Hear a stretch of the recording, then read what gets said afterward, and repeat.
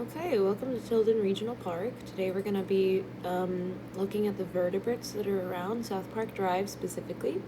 We're going to be birding, herping, and mammaling, starting with birding, just about everywhere. And then we're going to move on to herping. This is Wildcat Creek. It's where I suspect all the amphibians will be moving down to. And then we're going to do some mammaling. So starting with the birds, you're going to want to get your binoculars out, you're going to want to get your marlin out, and you want to get your neck ready, because looking up into the trees looking for all these birds is you're going to need to develop your birding neck. Let's get started.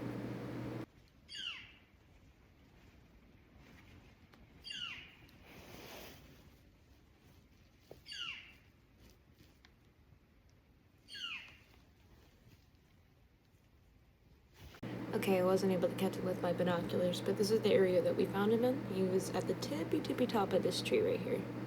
Out here along the trail, we have these giant trees. We're hoping to see some big birds, and we were hearing what sounded like a crow, but was much deeper and larger.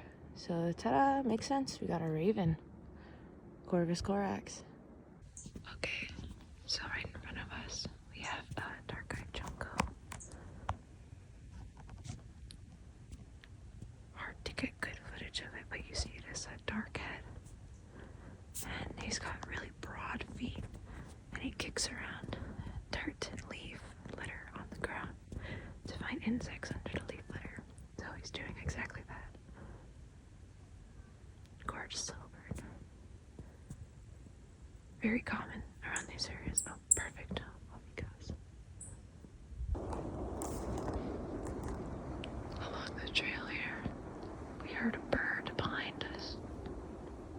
Right here in these bushes. We're hoping it'll come out. We got Merlin at the ready. So we weren't able to catch it on Merlin, but we were able to catch it on camera, which is super exciting because you don't usually get to see the birds with the camera. Sure, you can hear them everywhere, and you can get them on Merlin all you want, but actually catching a bird on camera is super exciting, especially one that is doing an interesting behavior. He's preening. So he's sitting there cleaning himself, picking out any of the bugs, making sure he looks all nice and pretty. This is a chestnut-backed chickadee. We weren't able to verify that on Merlin, but chickadees typically have this like black cap that you're seeing with the cool white stripes coming off of the middle of its face.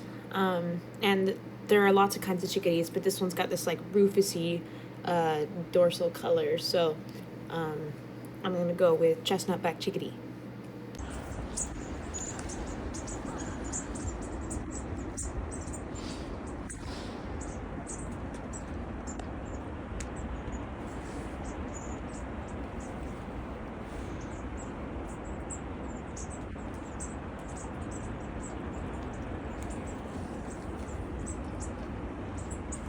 It's a whole flock of bush jets. So let's see if we can get eyes on one.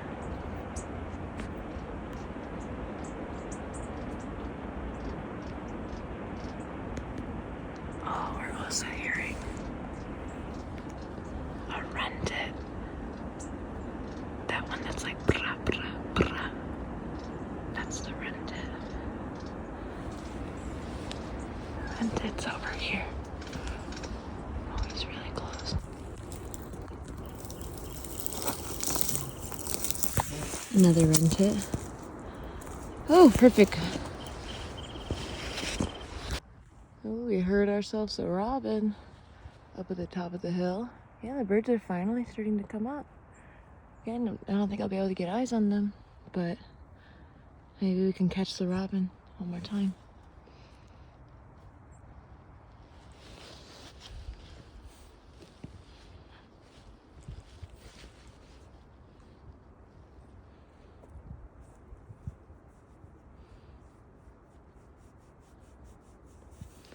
I'm not hearing it, but filming this to show the process. You get to sit, be patient, and listen to nature. Very peaceful pastime. Okay, so we're here on the trail. It's starting to get dark, so we're heading out. But we heard the hoot hoot of what could possibly be a great horned owl. For certain, an owl. I'm hoping we'll hear it again.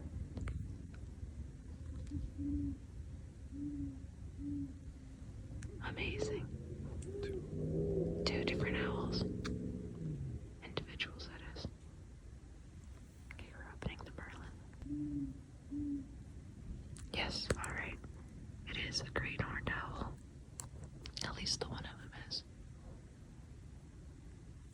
Amazing.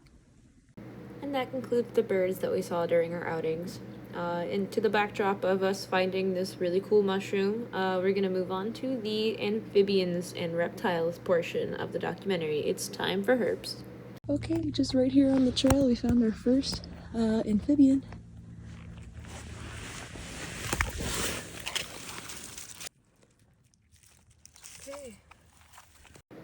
Okay, so this is Tarica turosa. It's the California newt, and it has a potential lookalike named Tarica granulosa, the rough-skinned newt, but Tarica turosa is super common everywhere, and even professionals have a hard time distinguishing them.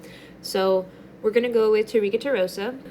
Note its beautiful coloring. It's got this dark orange top with this super vibrant orange underneath, and that's because it excretes tetrodotoxin from its skin. That's one of the most potent neurotoxins out there. And don't be worried about my hands. As long as I wash them after handling the newt when I get home, and I don't go licking my hands after this, we'll be in good shape.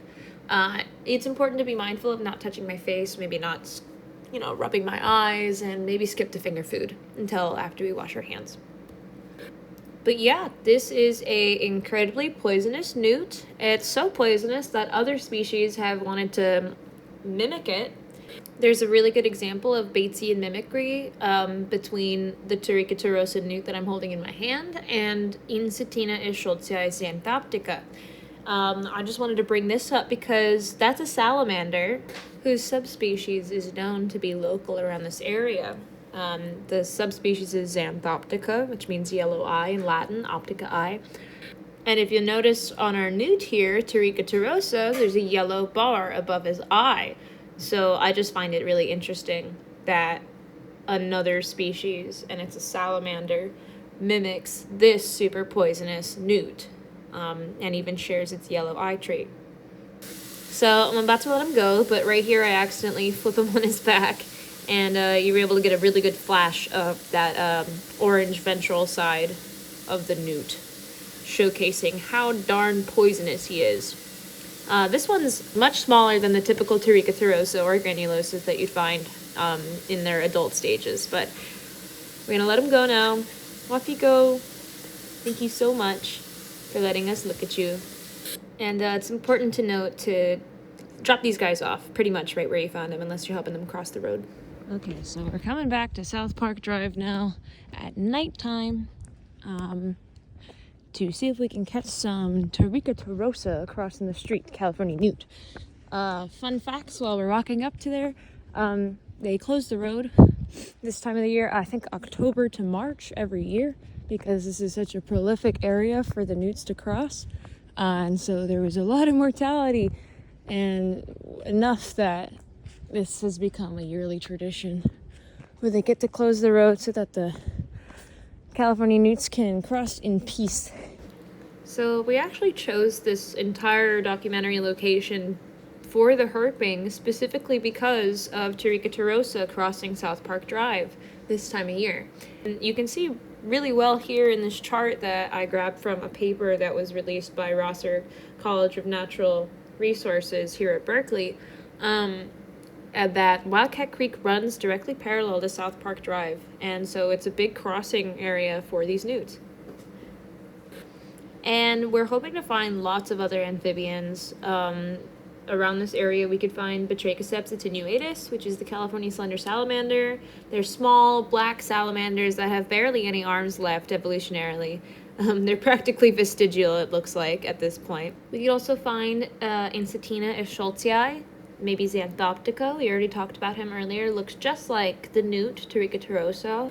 Or we could find the one salamander that I'm not willing to pick up, which is the arboreal salamander, Anides lugubris. That dude's got some biters on him, so if I find him, we're not going to pick him up, but we will look at him. Okay, so lucky us. We found ourselves a newt. Here, could you hold the phone? All right, cool. We got, this is the regular size to see. Hey, little guy. Zoom out. Hop on board. Okay, so, oh, He's I almost squiggling. want him to give us that unkin reflex. But that would mean that he's pretty stressed out, so I don't want to do that to him. Hop on board. Come on, it's all good. I'm just gonna pick him up. Okay. So, really cool thing, if you could check out his tail. So his tail is got this like flatness to it, this paddle-like flatness, because he's in the middle of a metamorphosis. He's got this like more semi-aquatic morph right now. He's probably making his way down to the river. That river being Wildcat Creek. And yeah, so as I was saying, it's got this semi-aquatic morph going on right now. It's got this paddle-like tail. Its fingers start to web just a little bit. Maybe the coloration changes. And that's all so that when they get to Wildcat Creek or wherever they're breeding at, they are able to swim better, of course, because that's where they're gonna do their mating.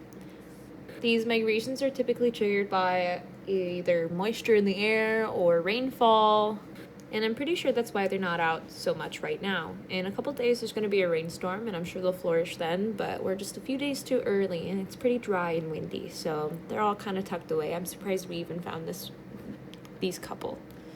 So we'll take a look at this guy right in the face before I let him go. He's super cute. Look at him. All right, and now we're gonna let him free so he can get back to his journey. Look at him go. Alright, so this is that same guy. I just wanted to talk a little bit more. I mentioned something about an unkin reflex. I'm obviously not gonna make him do that because that would be super rude, but it's cool. So as you can see, they got this like really bright orange underbelly. And so when they're super stressed out, they'll flip their head up and flip their tail up, showing, advertising as much of the orange underneath as possible. Pretty much going, hey, I'm super poisonous. Don't eat me. Look how bright and poisonous I am. Which is awesome. All right, see you, little guy.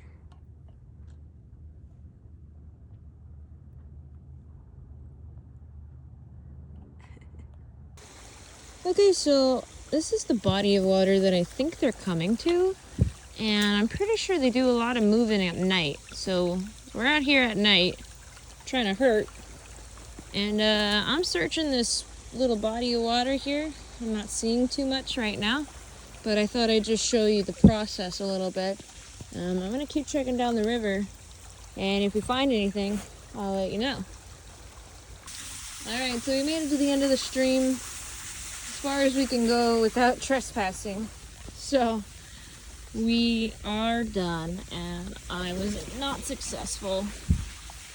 We were unable to find any newts in the body. This is the closest body of water that I know of to where I've been seeing them cross, where we found the other two the other day.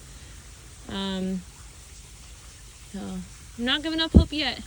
Maybe we'll find another opening of the same river that we can go check out. I'm not even hearing any frogs too. I was really hoping we'd find some kind of amphibian. I mean, we don't even have reptiles in the documentary. Haven't seen a single lizard.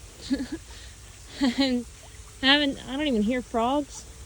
But I'm not giving up yet. Still got a little bit more searching to do. And unfortunately, we weren't able to find any more amphibians, and we never saw a single reptile, so I'm sorry to all the reptile lovers out there. But now we're going to move on to the mammal portion of the documentary. Something to note about mammals is that they're very shy, so mammaling is heavily dependent on track and sign and scat. However, we got lucky. Okay, so here we are, South Park Drive, and already walking down from the parking lot, we see mammal sign. But look at how they just make a mess.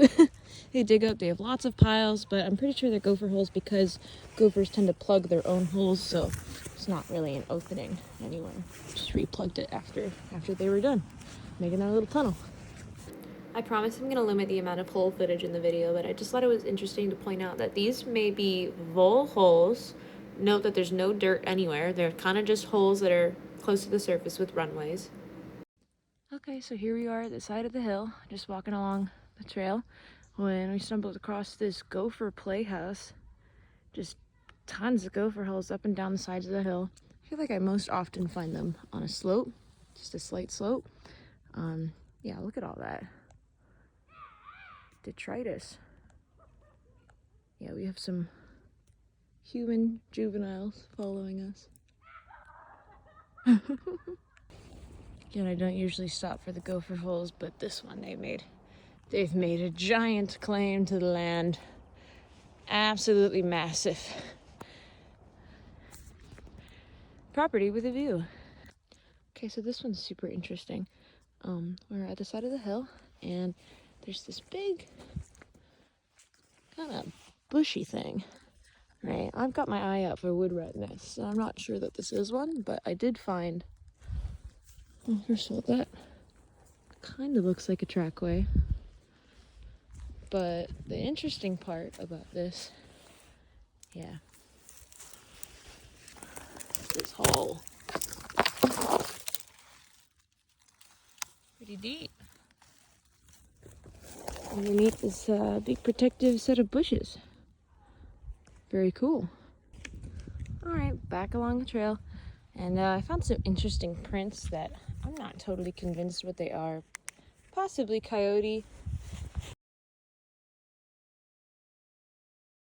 Typically you'll see, like if it's a dog print, it'll be a little big, and they like to meander a bunch, you know, goofy, having a goofy time. Coyotes are all business, just walking straight line on the side of the path. Okay, we got him. We got him. All right. Cyrus Niger. Fox squirrel. Oh, cutie. What a cutie. Yeah, but I'm sure you're all very familiar with this little guy. But we're just happy to find an actual mammal in the flesh instead of just its poop. Okay, so now we found what I am pretty convinced is a wood rat nest. You know, this nice big bunches of sticks, not man-made. It's got a cute little runway they can use, and typically with wood rat nests you can find like scat along the trees. They'll kind of like to use these as little pathways. And yeah, what's cool about wood rat nests is they pass down their nests matrilineally, and many times wood rats won't leave like a pretty small radius of their nest for their entire lives. Let's see if we can take a look kind of on the inside. Not too close, just, well, I can't see too much in there, but I thought this was a pretty cool little guy. Wow, look at the way they've stacked it up right here, up and over. And you know what, let's try to maybe take a look for some scat on the tree branch.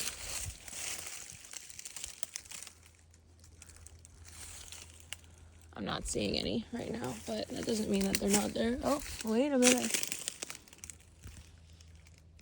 Possible scat. Okay, that was exactly what we were looking for. I'm pretty certain that's scat. Take a little stick and just bring it closer.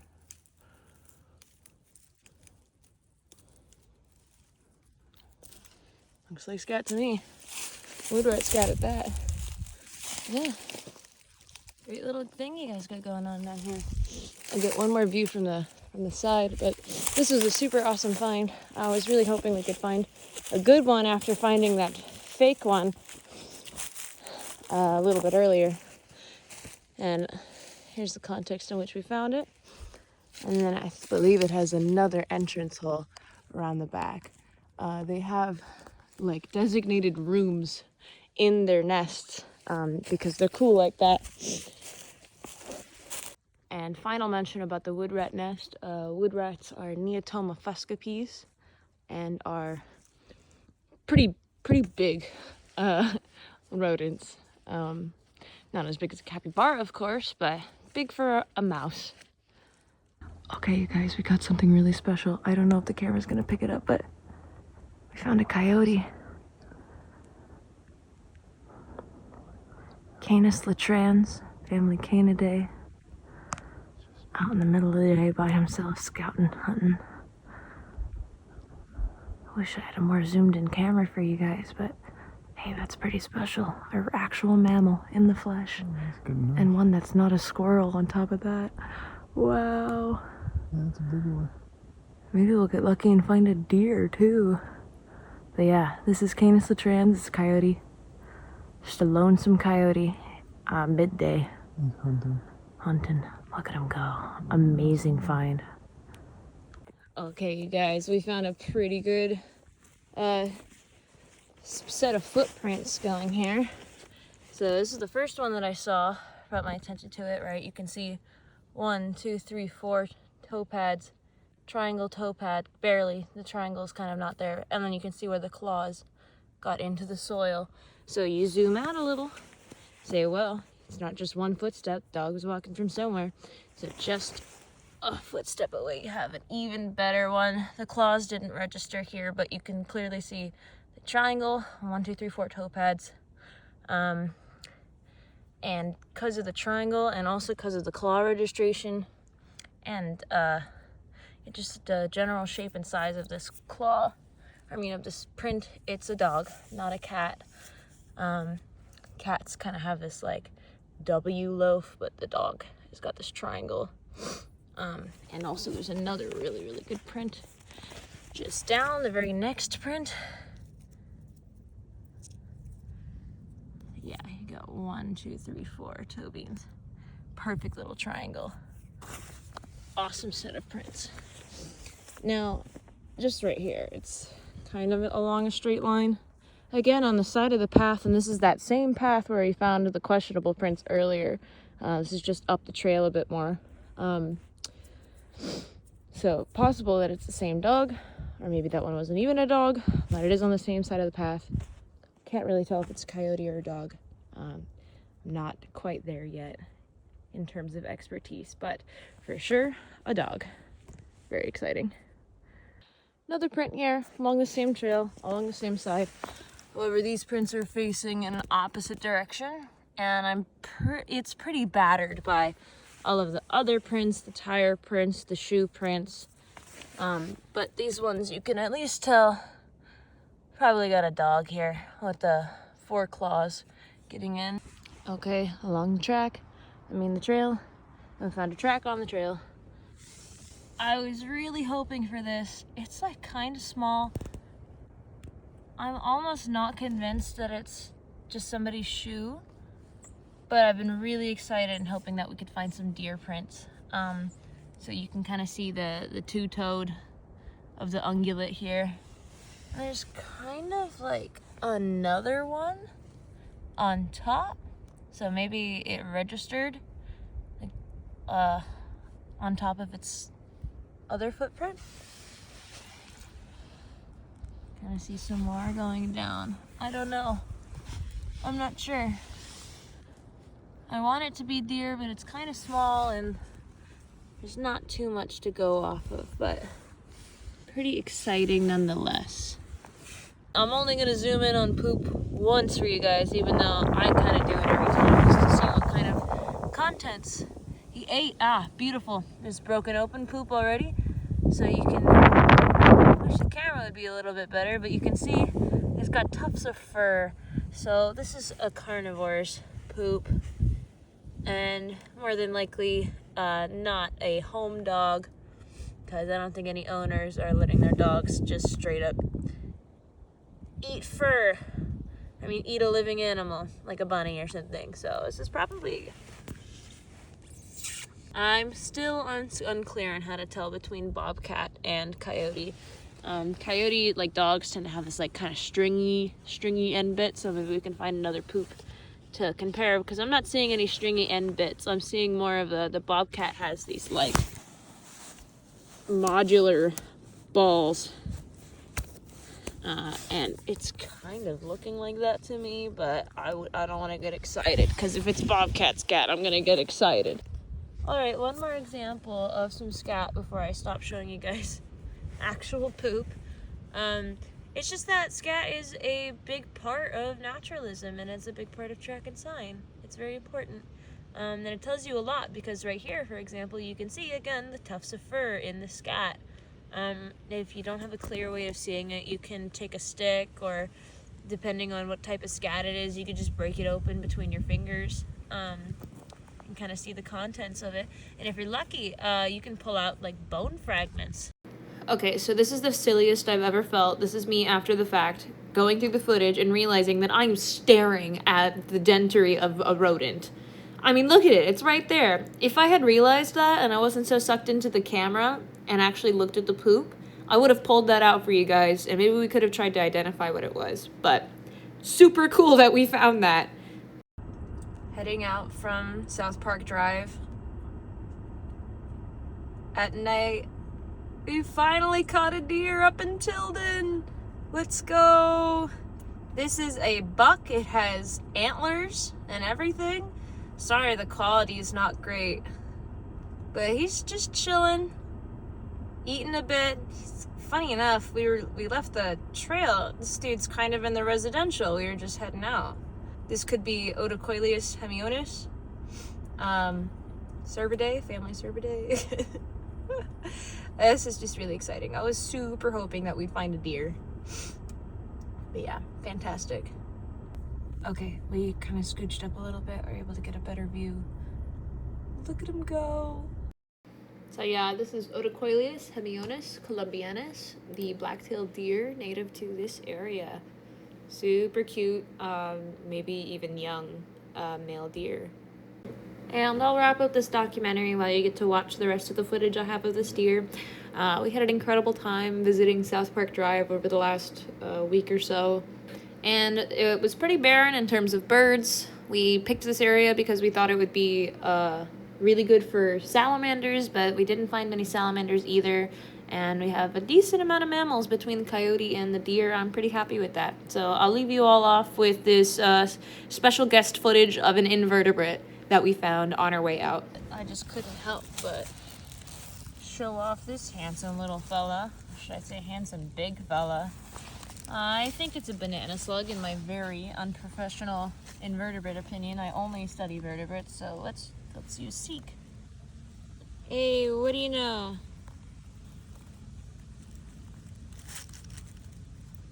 Banana slugs! Oh, I said it for just a second. You guys saw it. Banana slugs! Very exciting. Thank you, Seek. And thank you, guys. Have a great day.